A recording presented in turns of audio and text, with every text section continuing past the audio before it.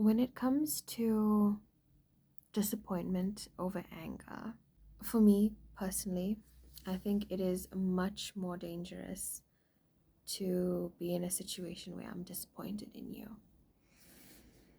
over being angry with you, because anger is an emotion. Emotions are energy in motion. I've said this before. When you are angry, you are able to process, you're able to deal with things.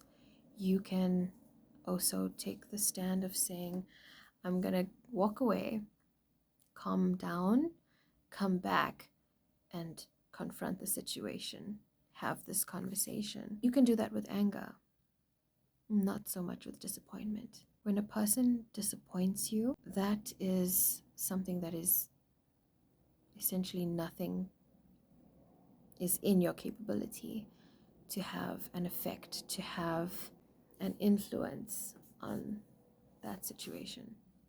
If a person disappoints you, it means somewhere within yourself you had the hope of them being a certain way or fulfilling a certain criteria, and they fail to do that at the very basis of any possible expectation you could have had.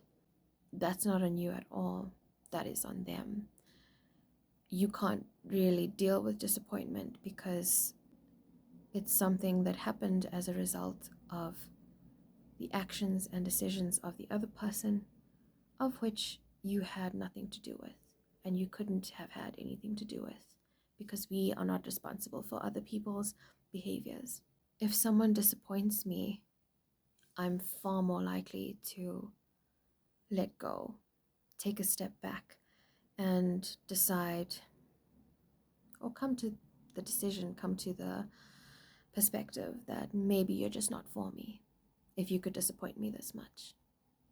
However, if someone makes me angry, I can allow myself to calm down and come back to it and say, okay, what is it that had me feel this way?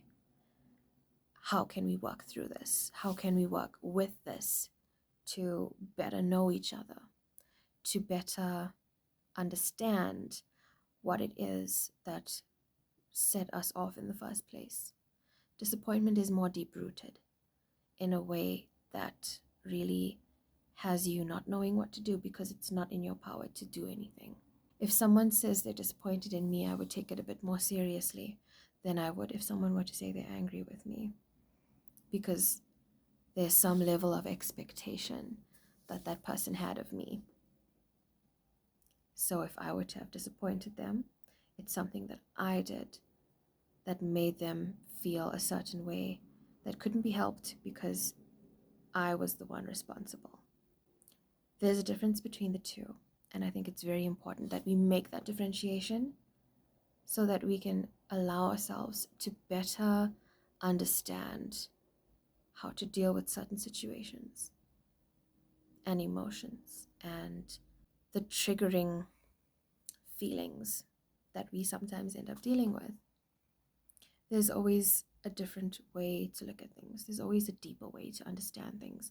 And the moment you can grasp that, the moment you can stop long enough and stably, that I don't think that's a word, instability enough to actually be honest with yourself in what you are faced with and what you are facing, the sooner you can move on from that. Take the lessons where there are lessons.